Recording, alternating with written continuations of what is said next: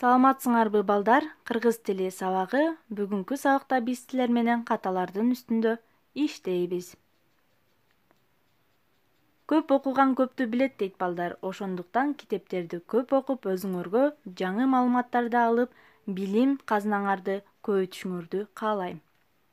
Бүгүнкү сабагыбыздын максаты сөздөрдү туура жазууга машыгуу, ката жазылган сөздөрдү аныктоо, адептүү уймандуу болууга аракеттенүү. Ката сөз катышкан сүйлөмдү табуу. Бул кандай? Балдар, силерге 3 варианттагы сүйлөм берилет.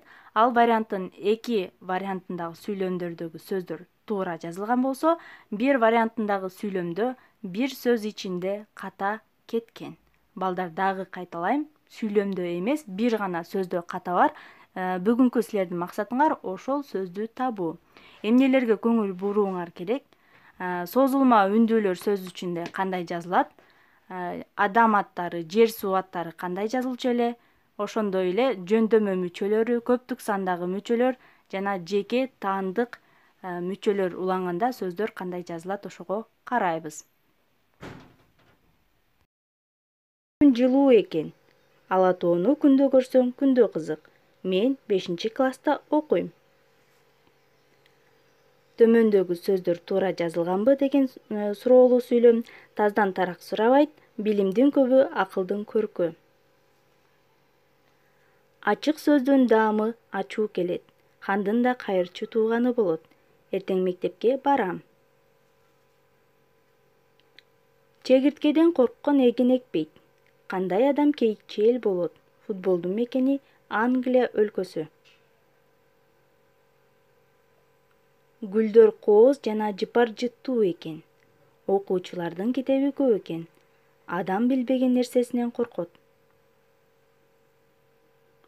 Ынтымак достордун жолун ачат. Асан, айланайын, суранам, чыныңды айтчы. Түлкү дыйкандын тоогун урдоого кыныгалды. Баатыр элден чыгат, бакты жемиштен тааны, элүүнүн жарымы 25.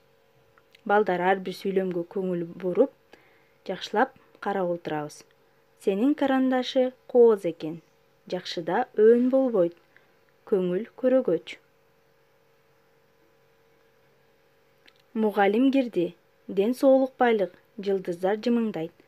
Балдар, силер мүчөлөргө дагы жакшылап дыкаттык менен көңүл бургула. Дүйнөдө эмне берекелүү? Апам өрүк мейиз коон алып келди. Оройлук оглуяга да жарашпайт. Үйгө тапшырма. Ката сөздөрдү тууралап жазып, ар бирине сүйлөм түзүп чыгабыз. Кийинки сабакка чейин саламатта калгыла.